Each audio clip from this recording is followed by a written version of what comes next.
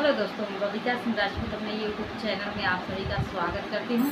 तहे दिल से स्वागत करती हूँ। आशा करती हूँ आप लोग बहुत अच्छे होंगे, स्वस्थ होंगे, मस्त होंगे दोस्तों, अच्छे होंगे, जहाँ भी होंगे खुशहाल होंगे। आज मैं आप लोगों के सामने एक कजरी गीत लेके आई हूँ। बहुत मज़ेदार चुटकुला कजरी गीत है, महंगाई के ऊपर कजरी गीत है, हरी साड़ी के ऊपर कजरी गीत है। कैसा लगेगा कमेंट में जरूर बताना और अपना प्यार आशीर्वाद जरूर होंगे। प्लीज़ मेरे चैनल को सब्सक्राइब करके मुझे आगे बढ़ाए और गीत का पूरा आनंद ले। चलो गीत को शुरू करते हैं। हे पिया हरियर सड़िया के प्रचार बा, पहिरे के विचार बाना। हे पिया हरियर सड़िया के प्रचार बा, पहिरे के विचार बाना। हे पिया हरियर सड़िया के प्रचार बा, पहिरे के विचार बाना। हो बढ़ल जाता महंगाई से सड़िया की नाई, बढ़ल जाता महंगाई कैसे सड़िया की नाई। रानी कमाई 500 खर्चा 1000 बा, पहिरे के विचार बाना। रानी कमाई 500 खर्चा 1000 बा, पहिरे के विचार बाना।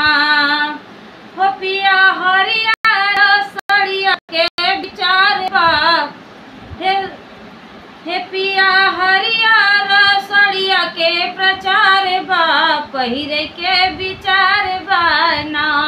हे पिया हरियर सड़िया के प्रचार बा, पहिरे के विचार बाना। ले बुसड़िया जब मनाई बेटा पढ़ कैसे जाई। ले बुसड़िया जब मंगाई बेटा पढ़ कैसे जाई। रानी शिक्षा बिना दुनिया अंधियार बा, पहिरे के विचार बाना। हो रानी शिक्षा बिना दुनिया अंधियार बा, पहिरे के विचार बाना। हे पिया हरियर सड़िया के प्रचार बा, पहिरे के विचार बाना। हे पिया हरियर सड़िया के प्रचार बा, पहिरे के विचार बाना। दाल में लागल बाटे आग कैसे कही घर के बात। तेल में लागल बाटे आग कही घर का कैसे बात। हरी सब्जी पर हरी सब्जी के पड़ल भार मार बा, पहिरे के विचार बाना। हो हरी सब्जी पे पड़ल भार मार बा, पहिरे के विचार बाना।